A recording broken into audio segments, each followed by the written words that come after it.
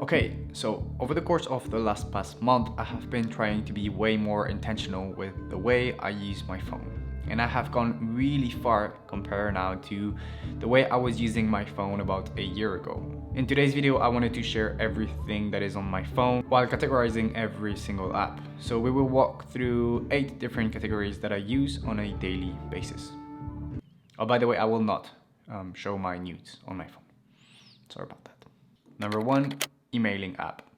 When it comes to having emails, I really try my best to reach the inbox 0 every single day. I find that seeing more than 1,000 emails in people's inbox is more than frustrating, especially from a digital minimalism point of view. So this is why I had to find an app that allows me to reach this 0 email inbox every single day. The app that I use is called Spark. What's different with this app is the way it lets you organize your emails depending on their type. For example, newsletters are grouped together, notifications as well, and the inbox is only from people's email address, which is quite handy for me because I personally subscribe to way too many newsletters over the course of the past years, indirectly because I would just create an account on a website that I would need to use and my email address would directly pop into the newsletter list. Which makes things quite complicated because I ended up receiving tons of newsletter emails and most of them are pretty useless. Spark also comes in handy because, as you may or may not know, I try to implement what I call the one-page rule on every single device that I use, which means that I cannot have more than one page on my home screen, because anyways I do not use more than one page of app. And in this case, Spark offers you the possibility to custom widgets where notification, newsletter and people's email are shown just by a random little number, so that it avoids me from opening my emailing app and start refreshing every 5 minutes.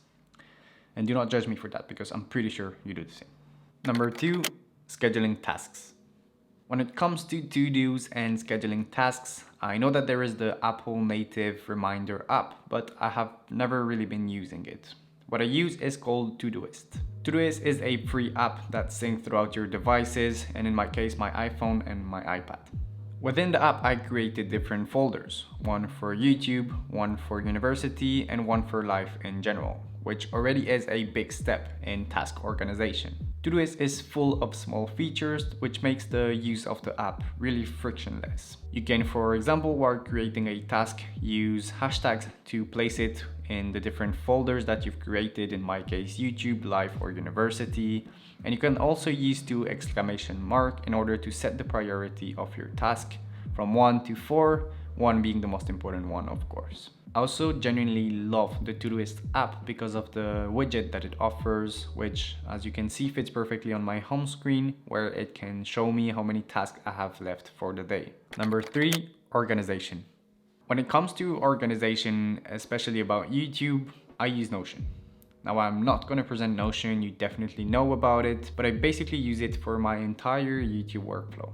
There I downloaded a template from Thomas Frank, a famous productivity YouTuber, that includes a table where I store all of my videos, and within those videos I try to classify each of them as scripting, researching, ideas, etc.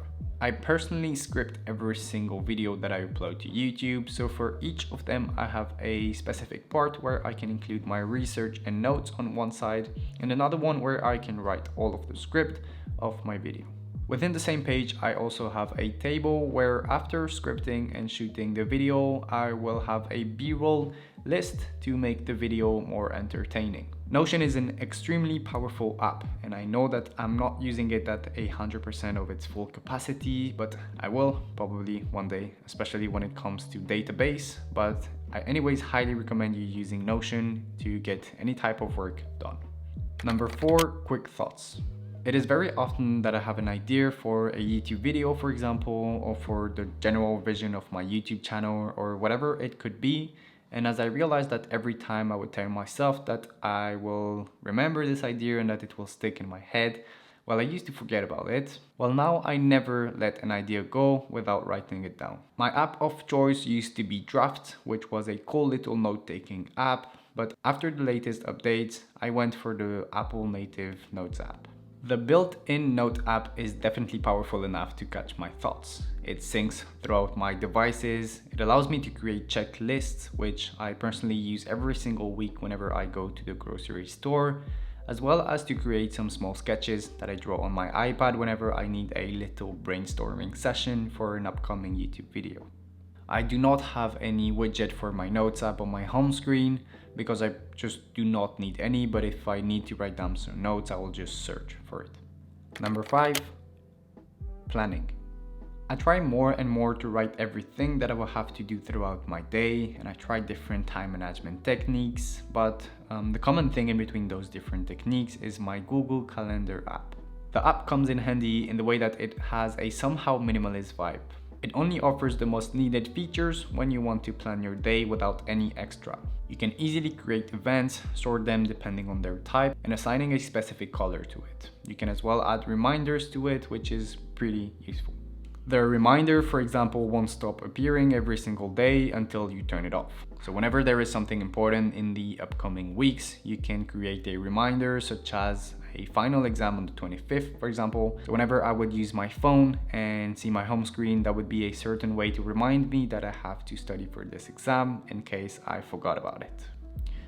Which I do not usually, but can be useful sometimes. Once again, the widget is very useful since it gives you an overview of the upcoming day, as well as the possibility to directly create an event or a task. Number 6, the Learning app. There is one app that I really love, and it is the podcast app. I find the podcast app to be extremely powerful in the way that it provides a lot of knowledge for free.